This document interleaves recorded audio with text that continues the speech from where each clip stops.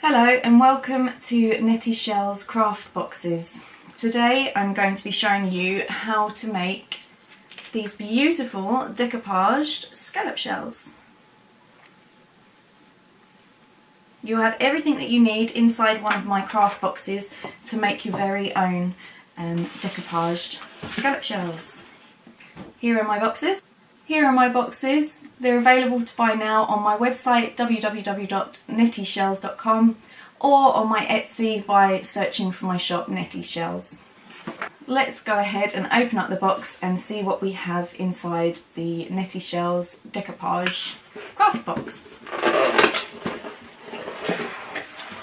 At the very top you'll find your instructions. These are very easy to follow step-by-step guide of what I'm going to talk about in this video. You'll get 4 different napkin designs. This is a bird box, so you'll have 4 different bird designs. These cute little white ones, this blue finch, an owl, a snowy owl with a thistle on his head, and also a blue striped flamingo design. You get 2 of my lovely giant scallop shells. You can see just how big they are against the size of my hand. You'll notice that you've got 4 napkins and 2 shells. This is because when you are a beginner to decoupaging, you're quite likely to make a rip or a little accident along the way. When I'm selling my boxes, you are able to top them up with extra shells. If you are a little bit more advanced, I only charge £1 per shell for adding on an extra shell. You will find your decoupaging brush, a paintbrush, your glue, 2 ribbons. Extra ribbon gets added if you buy extra shells, sandpaper, my business card if you'd like to share me with your friends and family, and you'll also get a little discount coupon.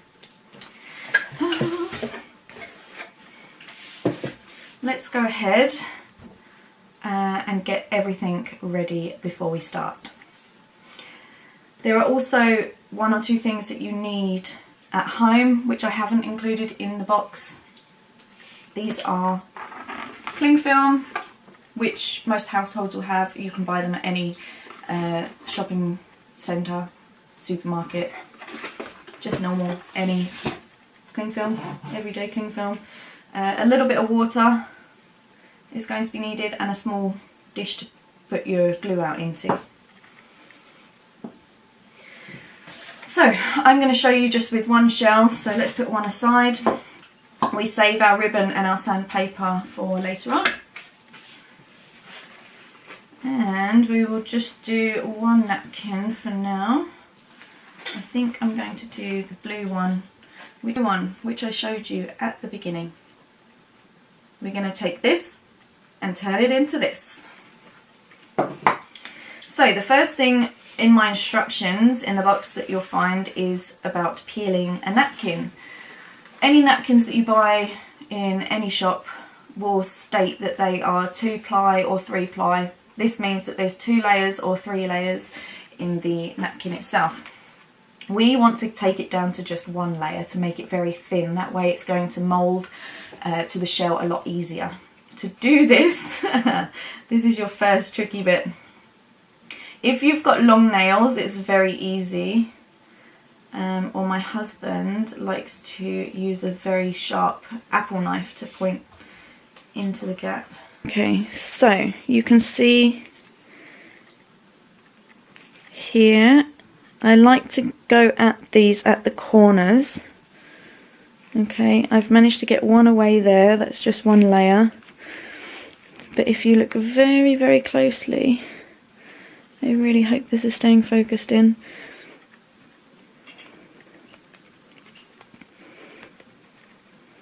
This is why you can see decoupaging is a very fiddly game. Here we go. I've managed to get, you can get your fingernail just in there, If you work at the corners and you make a tiny rip, it's okay, because sometimes these corners come off the edge of the shell, so it's not such a worry if you make a rip trying to get these separated. So there we go, I've managed to get both of these layers out of this 3-ply, and then we're just going to gently peel it away. Ta-da! We can discard these 2 layers, we don't need those anymore. We just want our one single. We've peeled our napkin down to a single layer. You'll notice how much thinner it is, almost like tissue paper now. Let's put that to one side, keep it somewhere where it's not going to get wet. The next thing that I like to do is to get my cling film ready, while we haven't got the glue out, so it won't get messy. When doing the cling film, when I watched other instructional videos, it will just do a single layer of cling film over the top and then to push your paper on. My trick here is to fold your cling film into 2 or 3 layers. The shell is about 16 centimetres long, so I would recommend taking out a good, what is this, about 50 centimetres of cling film. Lay it onto the table and cut it there at about 50 centimetres. Then very carefully take one end and fold it up to the other end. Try and work from the middle outwards when you're flattening this to get any sort of air bubbles out. Okay, so here you've now got a doubled up layer of cling film. It's still big enough that we can fold it again. Even if you can't fold it all the way, just half a fold is better than nothing. The sort of thicker this cling film is, thicker the word, yeah, the better, the easier it's going to be to take the cling film off after you've pressed your design in. Okay, so we've got our folded up cling film. I like to place that one up in front. My napkin always goes on the right.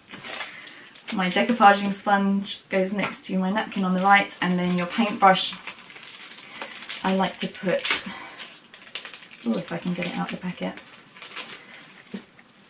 at a right angle underneath my cling film. This is just how I work, and then shells always go on the left. I've done this to over 15,000 shells, so this is just the way that I have my little layout. Last thing that we need to get ready is the glue. You'll notice with your glue that it's not fully filled up. Okay, this is so that we can add a small amount of water into there to get it to the right consistency. When it's so thick, it just goes really hard on the paper. This will allow the paper to move a bit better. So if you very carefully, probably not the best water pourer. There you go, fill that up. For you guys, it's probably easier to take your tube to the tap and fill it up at the tap. Let's give that a good shake and mix that well. Okay, once you've given that a really good mix, you can go ahead and squirt it all out into whatever jar or jug or plate or bowl that you want to use. Oh, it's a lot of glue, isn't it? There we go, right. Glue is ready. Let's get a sponge in there. Oh, look at that. I think we're ready to go. I'm going to cut the camera now so you can look down and see exactly what I'm doing. Okay. Let me just recap for everyone. We have now got our scallop shell in place, our pressing brush, which would be our paintbrush, cling film, which has been folded over ready, our peeled napkin, and our mixed glue. So go ahead and get your decoupaging sponge thoroughly soaked. Just double check you can see that, brilliant. So we're going to absolutely cover our shell in glue. Okay, don't be stingy on the glue, get loads of it on there. Go up and down all the way around. Make sure you get all the edges as best you can. Stick lots up the top around here. Okay, and an extra bit around there. I like to come upwards from the bottom and downwards from the top. That way I know I've got inside every single little groove that the shell has to offer. Thankfully these brushes are a little bit pointed that you can get it in all of those creases. Okay, you'll notice I have got some on the table. I hope that everybody has decided to work on a table that is easy to wipe clean at the end, should I say. Okay, our shell is now covered in glue. We're going to take our napkin, which we've peeled, and we're going to line it up over the top of the shell, roughly whereabouts you want to place it. I like to hold the edges because the edges are going to be the points to line up for me. Okay, push it down a tiny bit. See, I've got a tiny bit coming out here, so I'm just going to lift it up again and shift it about a millimetre to the right. That way it comes all the way down to this corner and all the way down on this corner. There we go. Right, so the whole shell is covered. Next you take your cling film and lay that over the top. We're going to take our paintbrush and push down into all the grooves. I like to almost imagine where the top hole is and start by going downwards. Okay, I'm going to follow in each groove nice and slowly. Okay, all the way around. Okay, you're going to push quite hard. These brushes aren't the stiffest, but they get the job done. Okay, once I've done this bottom layer here, the top bit is the tricky bit. This is where we want our creases. So I'm going to end up pushing upwards. No matter how I've done these shells, there's always going to be a crease, but it's best to get it at the top where you cannot see the crease because of the ribbon. So if you go in at an angle along there and an angle along here, okay, and then push that top bit down quite a lot. Okay, there we go. Even use your fingers a bit to really push that last crease down. Okay, and then just look, double check a bit, gently, gently go around and touch it up. Sort of gentle but firm pressure. Okay, once you have pushed all of it in, you're quite happy with that. My trick for getting the cling film off, again, I know we've done a double layer to make it nice and thick. If we get these two top corners and you pull them outwards, okay, where we've pushed them in it's creased here, you pull them out, that way it doesn't pinch the napkin and pull the napkin back off. And then you roll it downwards like that. Ta-da! And then I fold my cling film up there. And you'll notice that the napkin stays on the shell, nicely pressed in. Take a little bit more glue. We're going to touch up around the top. Okay, all around here, because again, where that crease is, it's going to need a little bit of extra glue. And then I also always put a little bit of extra glue all the way around these edges. Okay, that's going to stop it from lifting off. Now then, for this to dry, you are going to want to place it onto a non-porous surface. I like to use, I think you can see it, no you can't see it, let's pull this down a bit, a tablecloth, an old tablecloth, so a non-porous surface. This bit of tablecloth I've cut up and stuck to a bit of plywood here. I have a set of shelves, you might have seen them on my Facebook page when I do hundreds at a time of these shelves layered up. Anyway, tablecloth is the best one. If not, even cling film, you can have a piece of cling film to lay it on. The best way to move this now, if you pinch at the top here and one finger under the bottom, okay, and lift straight up. That way you're not going to rip the design off, and then you're going to lay it onto your non-porous drying surface. Now, drying times, I recommend at least 16 hours, if not 24. You want this glue to be super dry before we go on to the next stage of sanding. So let me do a little cut and we will come back when it's dry and I'll show you what to do next. In the meantime, we can mop up this leftover glue. If you're doing it at home with my box, you probably will not be doing just one shell. You'll have a go at doing both shells at the same time, so feel free to go ahead and do your... Okay, so we have waited for the drying time, preferably by leaving your shell in an airing cupboard or on a nice sunny windowsill, somewhere like that, to make sure it dries out nicely. We now need to lift the shell off of your drying surface. This again can be a make or break point.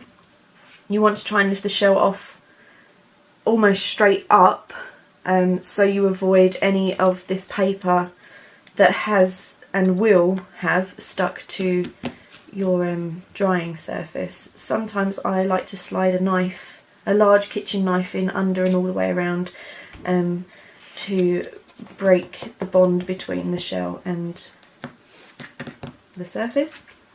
However, today I can actually get my finger under quite nicely. I'm just very carefully, again, I always like to pinch at the top and one finger under the bottom, and I'm going to lift off nice and slowly, and it just kind of pops off. Okay, sometimes if anywhere gets caught it might rip up the shell and that would ruin your whole shell. Okay, so let's get rid of the drying surface. Okay, so our next job is to sand down the edges. So take your sandpaper, you will find my little secret on the back of the sandpaper that 80 grit is the best to sand down shells with. I've tried everything between a 20 grit to a 180 grit. 80 is my absolute favourite. It's not too coarse and it's not too fine. It manages to take the napkin off, but it doesn't grate into the actual shell. Working downwards, pushing down on the shell. Slowly make your way all the way around the sides. And this will slowly start to peel. Can you see that? Yeah. This slowly starts to peel away the napkin. Okay, I like to work going downwards. If you come up, you might lift the napkin again. You can see here that I have actually missed a tiny bit with the design, but that's okay. We can sand that off. Okay, you've now sanded it all the way around. We need to do the picking part. You're just going to pull away any excess napkin. Again, best on the other side, best to keep pulling as if you're still folding the napkin on. If you were to start picking again like this, there's a potential that you could pull the napkin back off of the shell. Okay, it's up to you how long you spend on this part, how tidy you want your shell. You can keep going around, even these tiny bits you can pick up. I've cut my thumb to nothing before by just picking shells and folding this edge on. All those little teeny tiny bits. This bit is still coming out just a tiny bit, so I'm going to sand him. There you go. There's my mistake. I missed a tiny bit on the edge. Blow that off and we've got a beautiful... My camera doesn't focus very well, does it? A beautiful... Oh no, see the tiny bit there, we can just, again, if you use your fingernail, you can sometimes get those little bits off. The little scragglers, as I like to call them, scragglers. Ta-da! Okay, now at this point, I would like to mention about weatherproofing. The shells are absolutely fine, just like this, for hanging inside.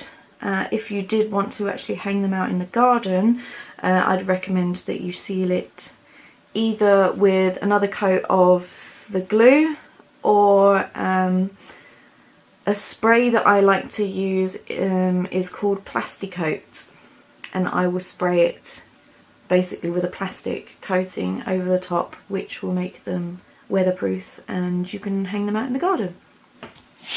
Okay, last stage is to thread our shell. The easiest thing that I like to use is a pen. Everybody's got a pen at home. I'm just going to poke the hole. If you can't see where the hole is, and you can see it quite well on the camera, you can always hold it up to the sun. You see where the hole is, just poke through like so. Make yourself a hole. Take your ribbon. I like to get it through, again, all my little tricks, to get it through, pinch it in half. Okay, that way you can pass it through a lot easier. If you want to be a bit more creative, you don't always have to use my silver ribbons. You can use some twine, is always nice with the nautical shells. Tie that in a knot, and some people like the knot at the top. I like to tuck the knot behind so you don't see it. And there you have it. Ta-da! Your beautiful new decoupage scallop shell. Okay, so there you have it. You have now created your very own Netties Shells Giant Scallop Shell decoration by using the art form of decoupage, using my very handy craft box. These lovely craft boxes are selling at just $14.99, and online you'll find a huge range of different types of boxes, ranging from Halloween to weddings and Easter, flowers, nautical themed for your bathrooms, even African style, which has lots of giraffes and elephants in. So please take a peek by clicking below. Will take you straight through to my website. Thanks for watching. This is Antoinette from Netties Shells, and you have watched my decoupaging video. Bye for now.